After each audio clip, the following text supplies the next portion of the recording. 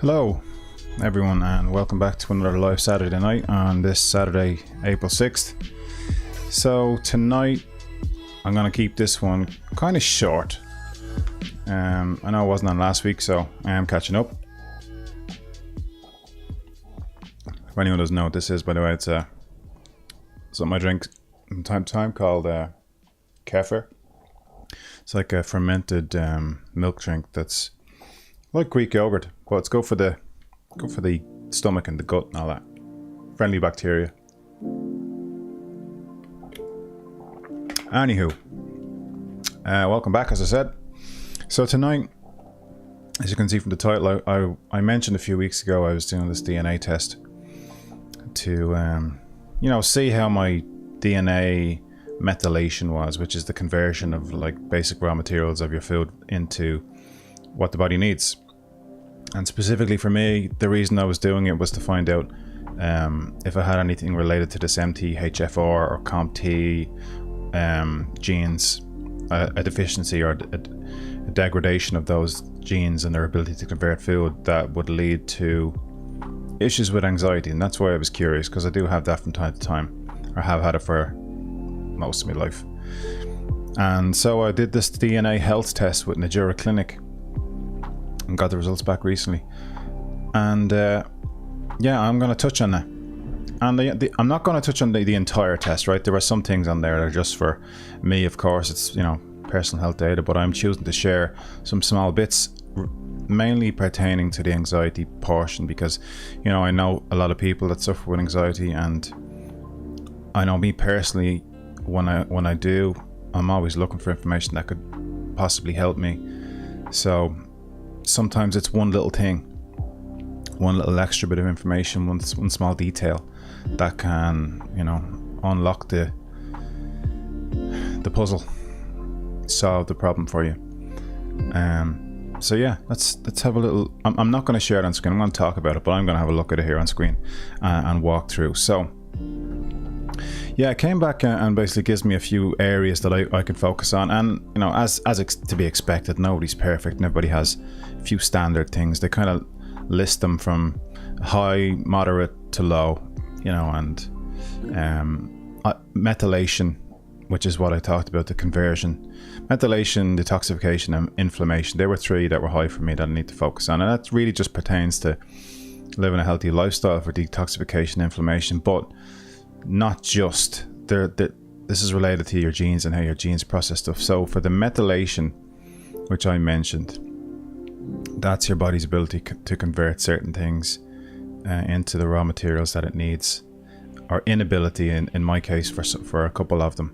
And I was focused on a specific gene called the MTHFR, and it was that, but it was also a few more. For me, there were three that were that have a moderate degradation. So instead of functioning at 100%, they function at 70 or something like this. There's a lot of information in this.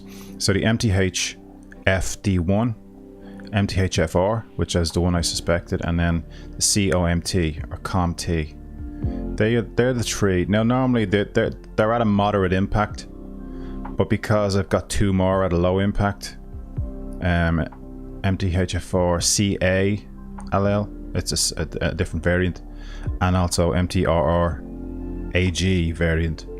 Because I have a couple at low, this will be a moderate thing, but there are 5 of them, so then it pushes it into the high priority or high impact section. And there are a couple more for me. Detoxification, I have a couple of things, so I need to focus on, you know, being able to rid toxins from your body, and that's something I have to focus on more. And sauna is something I bought recently. It's funny how a few of the things that I've been doing naturally, because like your brain gets little signals from your body and it's telling you what your genes can or cannot do, and you instinctively go looking for these things. So I ended up buying a sauna, which is great for detoxification, and that's what I'm going to use that for. Which after this I'll be in the sauna. And then inflammation was another area. Where again, just eating a low inflammatory diet, a diet low in inflammation or in inflammatory foods is important for me. So, you know, in the past I would have had a lot of food that wasn't a lot of crap, junk food and stuff like that. So it's just eating the right stuff now. That will help a lot. And then obviously detoxification, and not limit alcohol and things like this, because my body can. I like some red wine, but I don't really drink it anymore now because of this problem. My body can process alcohol, no problem, but it can't rid itself of the byproduct of alcohol, the acetaldehyde. That stays with me. That's that feeling, you know, people say, oh, I'm dying. It's acetaldehyde, that toxin, that byproduct of the ethanol removal process. My body can't clear it properly. So it has a much more negative effect on me overall and just how I feel. And so that means to me either limit or completely remove alcohol, and most likely it's remove. So they're the areas that came back. So to touch on a couple of them, there's some stuff about vitamins in here as well, and that's the key one for me that I've noticed has made an improvement on one specific vitamin that was affected by the methylation. So to go back up to the areas that were mentioned, methylation, B vitamin requirements. So it says, first, what do I need to do because of this methylation B vitamin requirement, high requirement? I need to increase intake of vitamin B rich foods, including dark leafy greens, vegetables, lentils, whole grains, nuts and seeds. Ensure adequate intake of magnesium rich foods, and supplementation may be required, and I'll speak about that in a second. And then what to avoid, and I knew this all along. Limit alcohol, it says. So yeah, people without this problem, this methylation issue, wouldn't have as bad a feeling as I do whenever I just have some red wine at the weekend. So for me, it's 10 times worse and can last a lot longer, sometimes up to a month. But I didn't know the reason why it was lasting, and it's, in my case, it seems to be because of the vitamin B12, which is called, there are some versions of it.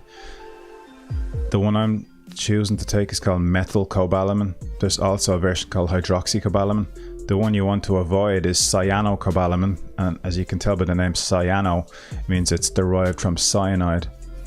It's a cyanide derivative. I know it's low dose for basic multivitamins, but still not a good thing if you have to supplement for a deficiency in a higher dose, which I do. So you want the methylated, the converted version, that person with the gene variant or the degraded functionality of the gene can process. So methylcobalamin for me is the one that I've been kind of testing a couple of things, like a B complex and multivitamins, methylated multivitamins, but I just noticed a couple of times this week that when I took the B12, which is the methylcobalamin, I have it here actually. This is just a particular brand that I found in my Chemist Warehouse. I don't know if you can see that. Nutri-Nua, vitamin B12, and there's the name, methylcobalamin. And this dose is actually, I think the RDA for this is way lower than, well, yeah, it's a lot lower. Like it's probably less than 100 micro. It's probably like 25 micrograms a day, 25 UG or whatever you see it. But this is 1,000 because of a deficiency that I have, and trying to correct that. I think Gary Brecka that I was speaking about before, he on his multivitamin, the amount that they supplement for this is 833 micrograms, but this is 1,000, so just slightly over.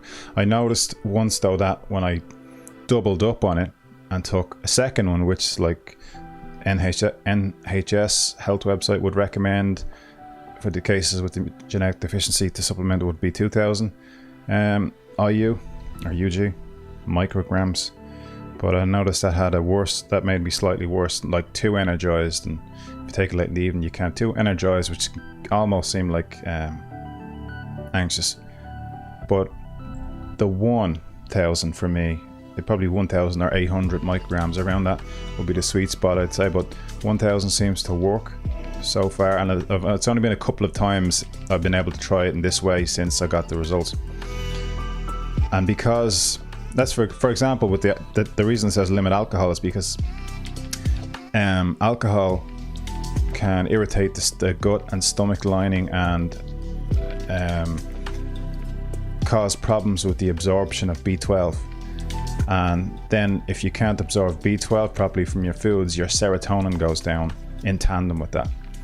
So when you get your B12 back up to normal, now remember I have this gene variant.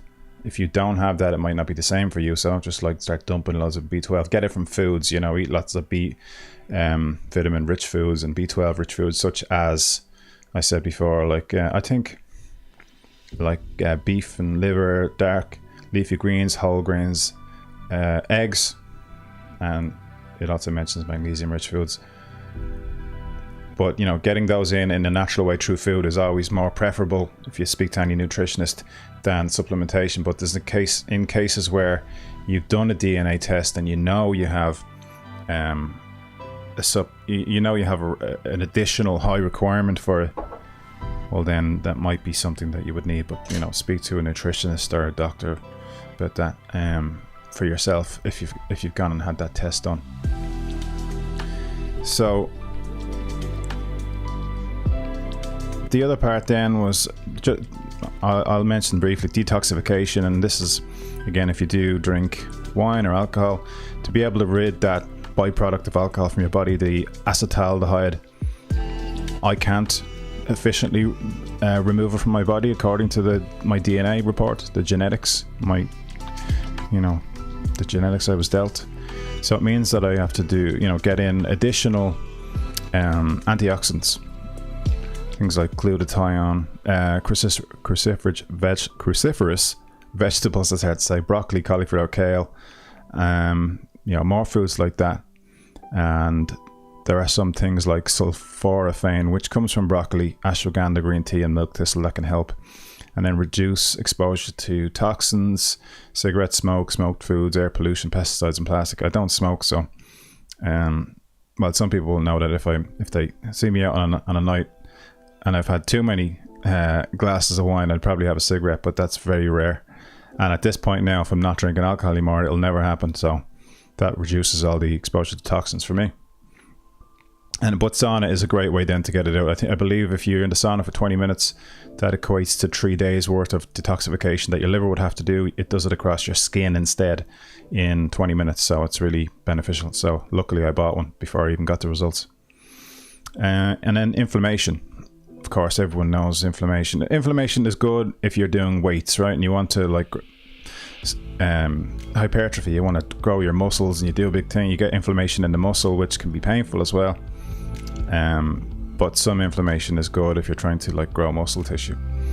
But a lot of inflammation around your organs in your body can result in pain and irritation and problems. So for me, I had to, or the advice here is, obviously healthier diet, Mediterranean style, more portions of vegetables and maybe berries as well. Use ginger and turmeric in cooking, and supplementation may be required. Some other antioxidants like resveratrol and things like this. The other thing to avoid then is avoid all refined grains, all high sugar foods, decrease intake of saturated fats such as fat or meat, and full cream dairy products include cheese. I love cheese, unfortunately, but I can eat the healthy things and have some from time to time. Reduce omega-6 fatty acids such as sunflower and vegetable oil. Focus on nuts and seeds instead, and extra virgin olive oil. Good extra virgin olive oil if you want to actually use an oil, or coconut oil was the recommendation. So there were a couple of other things which I kind of knew. I'm very intolerant to caffeine. Too much caffeine is bad for me. I know people that can drink six coffees a day and they're fine, but for me, with the anxiety and other issues that I mentioned, caffeine wouldn't be a great idea. Yeah, and also there's a gluten intolerance there. I have both genes, so the potential for celiac disease is there with me. But I tend to avoid grains and bread and stuff like that now anyway, so I'm not really. It does affect me from time to time if I forget or eat something that I don't realize. I don't think it's full-blown celiac for me, but there is an intolerance there. I definitely do notice that from time to time. But your overall health, whatever state of health you're in at the time, has an effect on it as well, and what you've been doing, stress and all these things. It does mention then the vitamins that you need to focus on the most, and for me there were 3. Vitamin A, which I never really thought about vitamin A or what it is. So vitamin A relates to, it says high dietary carotenoid, like carrots and tomatoes. Carotenoid intake and elevated plasma concentrations are correlated with a decreased risk of several chronic diseases. It is also known that dietary carotenoids and retinoids play an important role in innate and acquired immunity in the body's response to inflammation. Vitamin A is also essential for embryonic development as well as eye and skin health. So what should I do? It says increase intake of carotenoid rich foods such as carrots, tomatoes, pumpkin and butternut, as well as oranges, grapefruits and apricots, and then maybe supplement if needed. Vitamin C was the other one, because I need more antioxidants, of which vitamin C is one. It's not just for immunity, it's an antioxidant. Glutathione is another one, and N-acetylcysteine. I actually have them here. Just to show you, this glutathione is called a master. There we go. Can I get this on the screen? Is called a master antioxidant, and our body makes it to a great degree. But if you have an increased requirement for genetic reasons, like I do, well, then some supplementation may be required. Again, consult with your healthcare practitioner. The other one then for homocysteine levels, which is if you high homocysteine levels can result in high blood pressure, but you'll have to have a look at this yourself to understand. Do some research. But NAC can help keep that normal.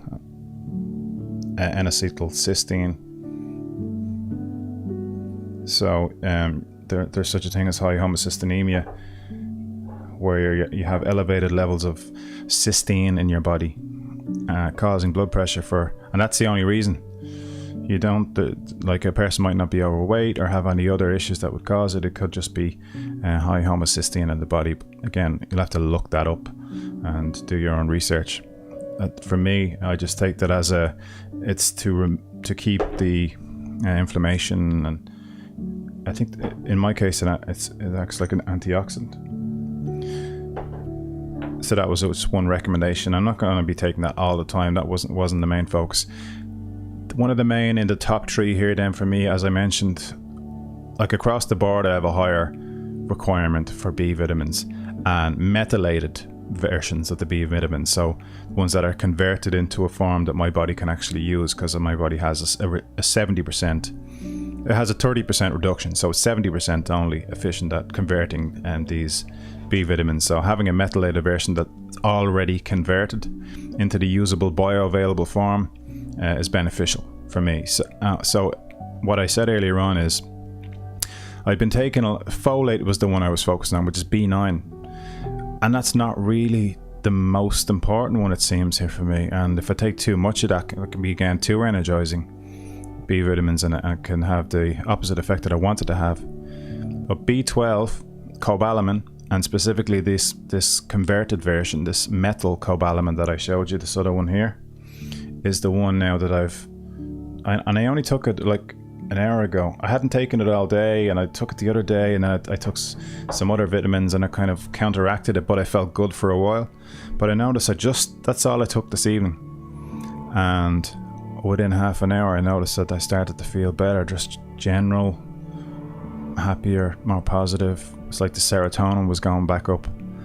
So for me, that was linked to it. And if you have gut issues, which I have had and do have sometimes, your requirement can be higher again. And if you have a drink of alcohol, you drink wine or something, that can reduce your B12 also. If you have high stress, which I work in a high stress job in software development and management, then you have a higher requirement for B12 also. So, and on top of that, I have a genetic predisposition, which is my genes are less efficient at converting this one. So B12 and all the B vitamins, but B12 has come to the fore here. And what it says is vitamin B12, or known as cobalamin, is an essential nutrient for brain and neural functioning, as well as many metabolic processes, including homocysteine metabolism. So look up that one, homocysteine. What's the definition of homocysteine? Because people are probably like, what the hell is homocysteine? And if I get it wrong, I'm not helping. Homocysteine. Homocysteine is a type of amino acid the body naturally makes it, but at high levels it can damage the lining of arteries and encourage blood clotting. This may raise your risk for coronary artery disease, heart attacks, blood clots, and strokes and stuff. So you can balance your levels of homocysteine with vitamin B12 and N-acetylcysteine, the one I mentioned before, and also trimethylglycine, which I've used once or twice, but not for that reason. It's because I'm a bit of a biohacker and mess around with supplements and nootropics and vitamins and things like that, just to see what works and see what might give you a little edge and boost and make you feel a little bit happier, healthier, more vitalized.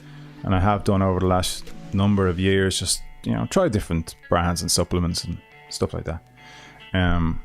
So yeah, that's what homocysteine is. I'll go back to the report here. So what should I do about the B12? It says increase intake of vitamin, again, same thing. It's just repeating in a way. Increase intake of vitamin B12 rich foods such as fatty fish, fatty or oily fish like mackerel, salmon, things like that. Liver, beef and eggs. Don't love liver. Beef and eggs, yeah, I like them.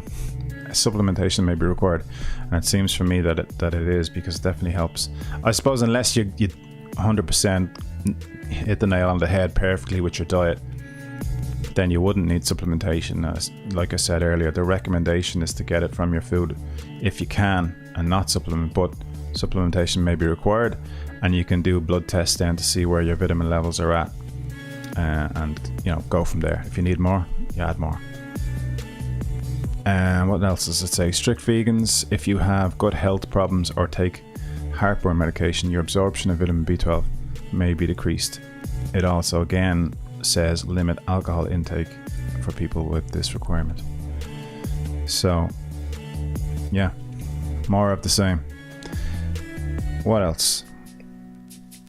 Yeah, they're really the three areas, and then there's other stuff that's there for me, and I have some areas that are great, some that are in the between. It talks about some other vitamins. My vitamin D absorption is good.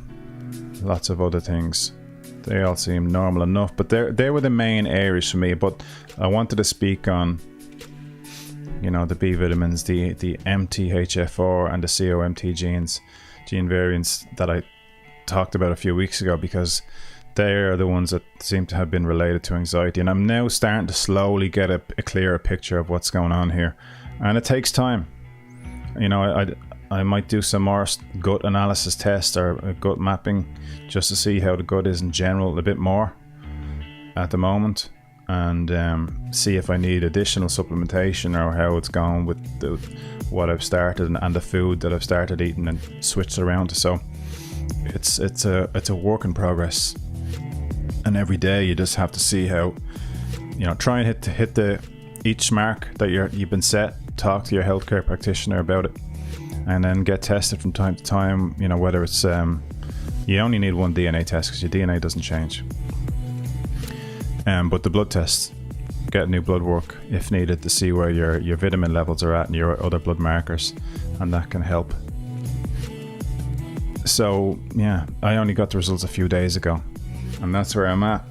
But it seems the B12, the sweet spot for me, is like 1,000 micrograms or less, which is what's in this one here. And I'm going to try not to exceed that. It's okay to get more from food, like you can eat, but if you're going to supplement, and Richie knows, if you're going to supplement, don't go higher than that, it would seem. And everybody's different. You'll know yourself. If you're not deficient, then that would be too high of an amount to take. But as I am, it seems to be the requirement. And the more days I test, the more days I have gone through with this protocol, the more I'll nail it down and get it better. Let me switch back to the screen here to see, make sure I'm not missing that in the chat. Okay, we're good. And then it's really just managing your stress. Like, we all have stress. It's setting your routine. For me, it's you know, having a good routine around your food first of all. Getting out to the gym and doing the workouts. So try to get on the treadmill at least once a day anyway, and do, even if it's only 5-minute run. I've been doing that recently, just saying, look, if I don't have it in me to get on there and walk for an hour, or go out and do a walk for an hour, or run on the treadmill for 15 minutes and trying to get this VO2 max up higher, well, just do 5 minutes. I get on, I walk for 1 minute and I run for 5 at 8 kilometers an hour, and that seems plenty because it's actually, I have the incline on slightly, so running at 8 kilometers an hour is gone slightly uphill is a bit more of a challenge, and that seems to do it for me. I don't need to run for as long to get the heart rate up to 160 and above. I'm probably going to increase it now soon up to you know, 10 kilometers an hour. I think that's all I really need to do, and then just increase the time that you run at doing that. And then in the evening, I tend not to do the morning in the gym. I think I like to do it later in the evening after everything. Get into the sauna for 20 minutes. 20 minutes is what I've been recommended to do now, 4 to 7 times a week, because I need to be able to detoxify and remove toxins because of this genetic thing.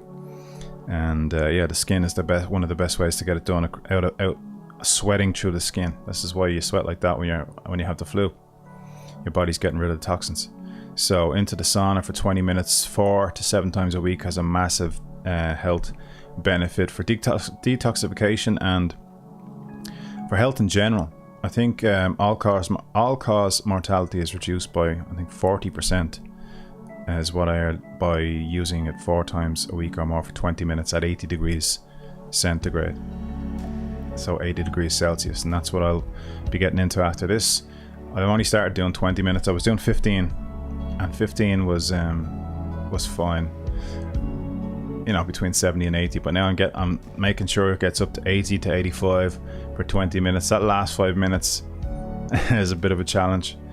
I might just open the door, grab the water bottle, take a drink, and then do the last 5 minutes. But I'm doing it, and it gets easier. You get used to it. So it's to release those heat shock proteins, and again, that helps. There's massive beneficial effects in the body overall, and that'll be my thing this evening. I'll finish off with a mild workout, just some simple stuff. Again, if you don't have it in you to do a big huge workout or a big huge run, just do the minimum. Just make sure you do something towards it. You know, you take steps towards it every day, and I find for me that really helps. So I'll go out there, do the sauna, have me quick shower, you know, to clear the toxins off the skin. There's no point in letting it all soak back in. Sauna, quick shower, throw me clothes back on. I'll do a little bit of weights. Even now, if I'm not in the humor picking up bars, I'm actually, when I got all the gym equipment delivered, they threw in a pair of red resistance bands, and I never really use them. I know people have recommended to me and showed me them in the past, but now I am picking them up, and they're actually really, really versatile for doing shoulder exercises, arm exercises, leg exercises, pretty much anything that you want. You can find a way to do them, wrap them around the rack, the other bar, and do, you know, back. There's so many ways you can use them. So if you're not in the humor of picking up weights or doing that and too complex, just pick up the bands and do some light resistance with them. I find that's a great way, but do something. And you know, that's making progress. That's putting a dent in it every day, and it'll help. It'll have a good effect on your mind and body, your overall health and mental health. You know, that's the key to focus on those things. I'd mentioned a couple of weeks ago a book that I haven't looked into it yet, but I'm gonna. Now that I have the gym out there, this is one that I mentioned. I'm gonna take a look at this because I opened it up the other day and started having a look at a couple of things in there, and it's by a guy called Tim Ferriss. Maybe a lot of people already know this guy. Tim Ferriss, The 4-Hour Body, An Uncommon Guide to Rapid Fat Loss, Incredible Sex, and Becoming Superhuman. He's known for making these like lofty claims, but it's got some good stuff in it. And if you've heard of Tim Ferriss, you'll know he's done a lot of other things as well. He's written a few other books, and he's got a YouTube channel, podcasts and stuff like that. But definitely a smart guy, interesting guy. So I'm going to start having a look at this and see if there are any other things I can add in. Some of the stuff he has here, like lose 2% of body fat in 2 weeks, gain 34 pounds of muscle in 28 days in 4 hours of gym time. So that sounds almost unbelievable. Sleep 2 hours per day and feel fully rested. No way. I want 6 to 8. Improve your sex life and double your sperm count. Go from running 5k to 50k in 12 weeks. I don't think I want to run 50k.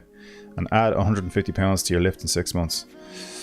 Well, again, I don't want to be lifting that heavy. I'll only bloody injure myself. I've got a dodgy back already. But yeah, I'm going to see if there's any other stuff that comes out of that. I'll add it here. Tonight, as I said, is going to be shorter. I'm not going to go for the full hour here because I just wanted to touch on the results that I said I would share in relation to the DNA test. So, yeah. Vitamin B12, methylcobalamin, that seems to be the one now that has made a difference for me and that has helped. And I'm going to have to watch it again, get it right with the food, but with the genetic requirement that I have, definitely this supplementation at this level, and I'll monitor it and maybe get bloods done at some point to see what my levels are with supplementation and with diet change, and generally then do things just return to normal with this protocol and way of doing things. Hopefully it does, but it seems to just even this evening for the second time this week made a difference.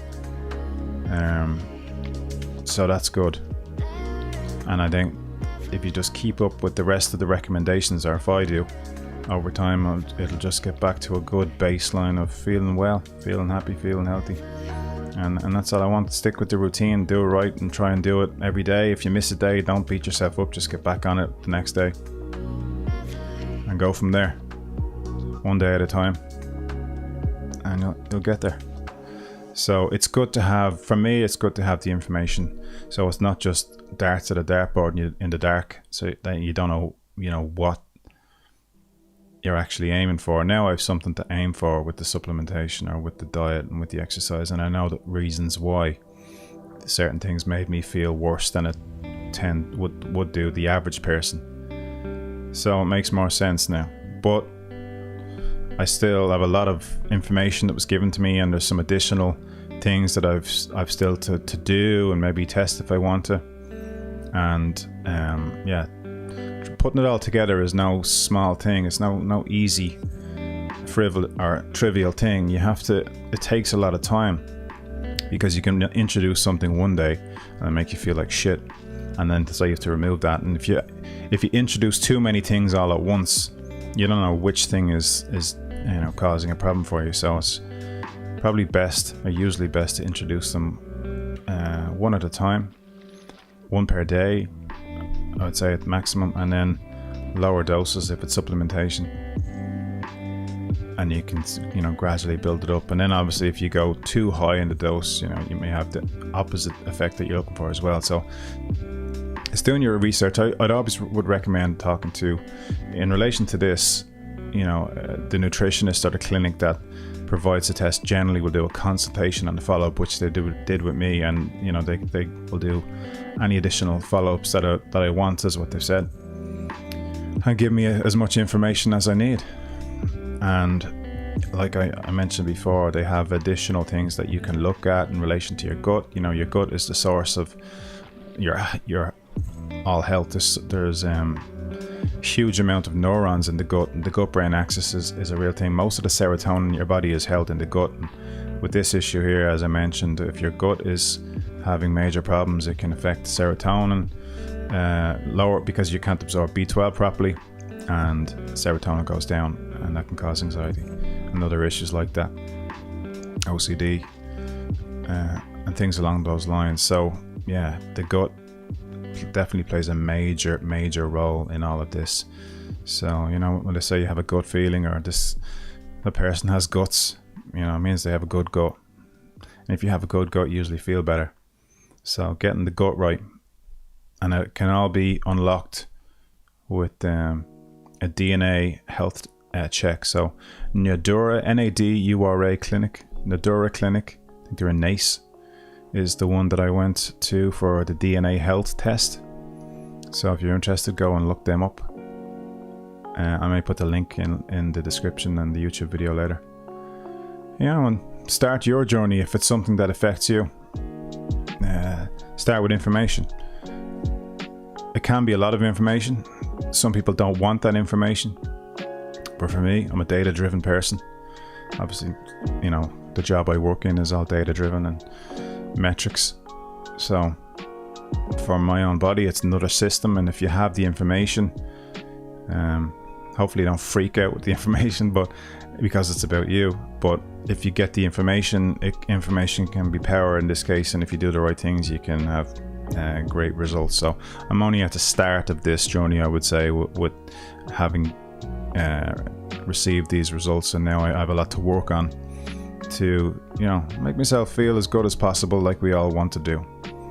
And that's it, day by day. So I'm going to wrap it up a little bit earlier. Like I said, that's all I wanted to discuss. If you've got any questions, comments, or, you know, your own story on this, add a comment to the video, and if I have answers, or if I have anything that I can help or share, if I can help anybody with this information, and it's all, you know, if they have issues with anxiety, this may be something to look into if you've had it your whole life. And the questions that they always ask, or do ask, is, have you had it your whole life? Number one. Number two, is there a specific thing that triggers it, or is it just, it can be for no reason whatsoever? So usually it's for no reason whatsoever. And I can't remember what the third question was, but it's the first two that are usually the case. And if that's the case, it can be to do with your genetics. So it's worth looking into. But also the gut as well can play a major part. But genetics can factor into that in a big way also, and be the cause of the gut issues. So definitely check that out. So as I said, that's it. Short and sweet this Saturday. Hopefully there's some information in there that's helpful to you. If so, let me know. Give a like, comment, thumbs up, subscribe, all of that stuff. And yeah, I'll see you next week for another one. Somebody, oh, that's me, old man Vin. Hey Vin. Hopefully the info helps, Vin, and we'll chat soon. But yeah, thanks everyone for joining. I appreciate it. Hopefully there's some information in there that you can take something from. And I'll see you again soon. Have a good one. Take care. Good night.